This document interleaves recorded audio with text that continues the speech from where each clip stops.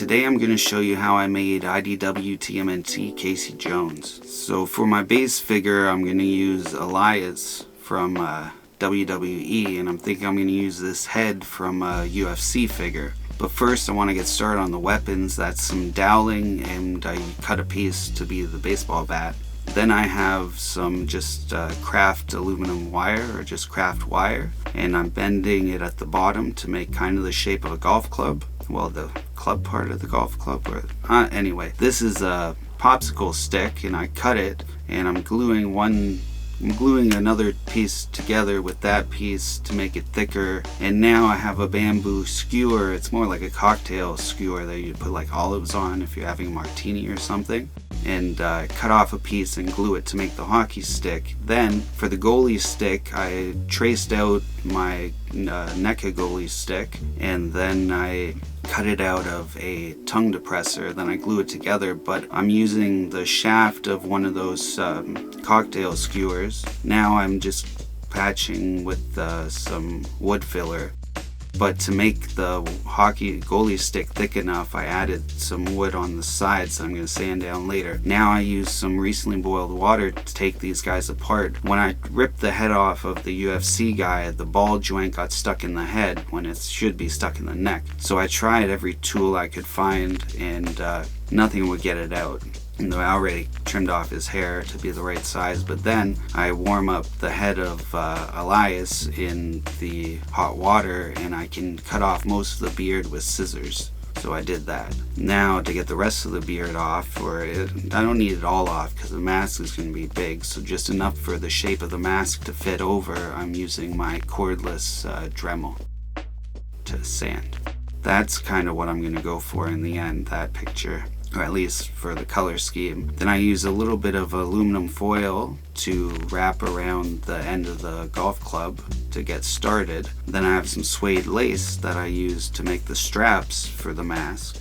And I'm using Apoxie Sculpt to make the mask, so I mixed it together. It's two parts, and then I put it between some parchment paper and rolled it out flat, and then cut it into the shape I want, and then tried to cut out the eyes in the right place by looking at the face that it's going to go on. It was hard to get out of the inside of the eyes, but eventually I got it. And I'm flattening it out a bit, and then just by folding the paper I took it off and try to stick it as centered as I can to his head, and then flatten it around. And now I'm carving out the nose and flattening it down, and now carving out the brow line or ridge, and then a little more on the nose. And then I wrap the aluminum foil on the golf club with the Epoxy Sculpt to make, because they're going to be drivers or woods, or well, that wood just came apart, that glue, while I was sanding it, and I tapped it to clean it and it fell apart. I'll just glue that back together. Now I'm sanding a blade,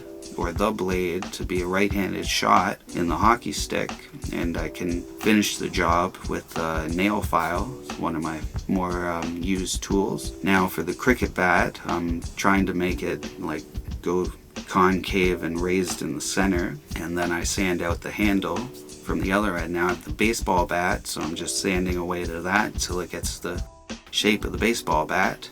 And so those are sanded now.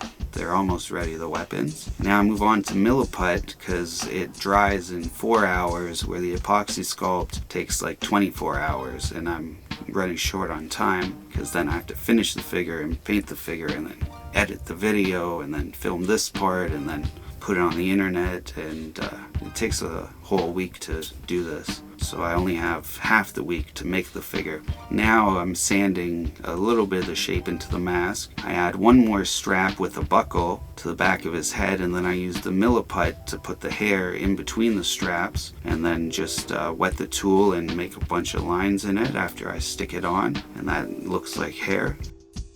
That kinda, at least. Came close. Now I'm using a brown wash. It's just water and brown paint. It's probably a 50-50 mix, and there's some cinnamon brown and a little bit of burnt umber in there to darken it up. And then the thicker layer I put, the darker the wood's gonna come. And for the bat, I don't want it that dark, so I wipe most of it off, and then you just get that little bit of a color differentiation or different color. And the hockey stick, I only wipe a little bit off because I want it to be more of a ambery color. And I'm painting black on the bottom of the baseball bat. I'm doing like a reverse Louisville Slugger look. And then I wrote Eastman on the goalie stick, OG for on green on the baseball bat, layered on the hockey stick, and on green show on the cricket bat. Now this is a 1mm foam and then a synthetic leather that I just cut to rectangles, or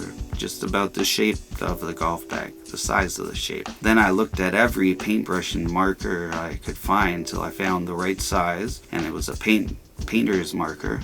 And so then I glue that together into a circle, and I glue around some straps of suede lace, and then the strap that goes over his shoulder. And then I sand their weapons, but they're sports equipment, I guess, and they're different sports. But I add an extra layer of tape to the heel of the goalie stick, because you might if you were taping your goalie stick, but also I wanted to thicken that part up because it was a little skinny. And then wrap it from heel to toe, and then just add a bunch of different wraps on the goalie stick. I'm not matching exactly what they did. I added a twist, and then I don't know, if you play goalie, sometimes you'll have different tape jobs so you can see where you're holding the stick. Now I move on to some spackling to fill all the little cracks from where I attached the Apoxie Sculpt and Milliput, and any little holes that were left or whatever.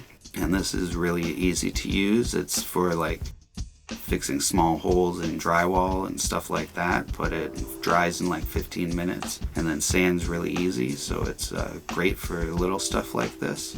And then I had covered him with gray primer, a light gray primer. Then I added a little bit of the black to the gray primer and did his pants in a dark gray. And this is a parchment. It's just a bit of an off-white that I'm using for the color of the mask.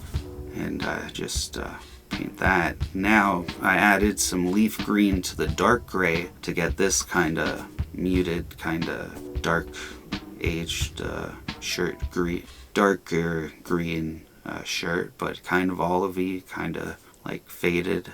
I don't know, it came pretty close to the reference. And then I had put a little pouch on the side just by putting like a triangle of the material, and then a little sequin that I painted silver to be like a button. I'm using pure black now to do the belt, and just carefully getting in and leaving the loops on the pants, the gray.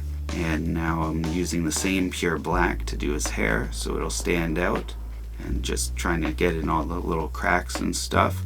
Now the last step, I cover him with a matte acrylic varnish, and then it took me like half an hour to get his head on, and a lot of the hair that was hanging down broke off, so he's got shorter hair than he did before. But it came out pretty good. I'm really happy with all the weapons, and he's great to add to my IDW TMNT Customs collection. You need Casey. But next week, I'm not sure, but it'll be something. So until then, remember, always keep your head up. Peace.